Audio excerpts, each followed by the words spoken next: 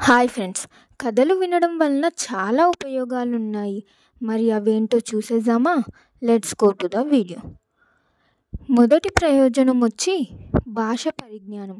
కథలు వినడం ద్వారా తెలుగులోని శబ్దాలు, పదాలు, వాక్య నిర్మాణాలు నేర్చుకోవచ్చు మరియు భాష పరిజ్ఞానాన్ని మెరుగుపరచడంలో సహాయపడుతుంది. సాంస్కృతిక అవగాహన. తెలుగు కథలు వినడం ద్వారా మన సాంప్రదాయాలు, ఆచారాలు, సంస్కృతి గురించి తెలుసుకోవచ్చు. కల్పన శక్తి మరియు సృజనాత్మకతను పెంపొందిస్తుంది. కథలు వినడం మనకు కొత్త ప్రపంచాలను పరిచయం చేస్తుంది.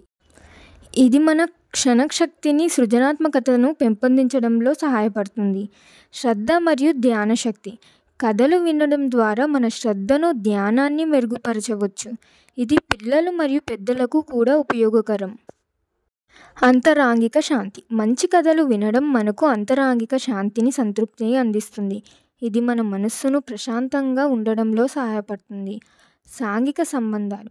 కథలు వినడం వలన కుటుంబ సభ్యులతో, స్నేహితులతో కలిసి గడిపే సమయం పెరుగుతుంది మరియు సాంఘిక సంబంధాలను బలపరుస్తుంది. మతపరమైన మరియు నైతిక విలువలు.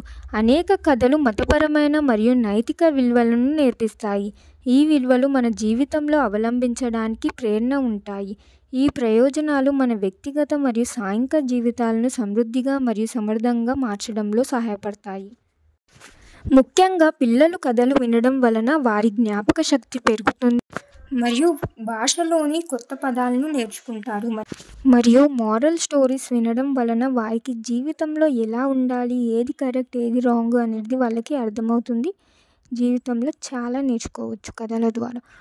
సో మీరు కూడా కథల్ని వినండి, పిల్లల్ని కూడా కథల్ని వినిపించండి. సో ఈ వీడియో నచ్చితే లైక్ చేయండి, షేర్ చేయండి, సబ్స్క్రైబ్ చేయండి. మంచి కథలను వినడం కోసం నా ఛానల్ని చూస్తూనే ఉండండి. Thank you for watching.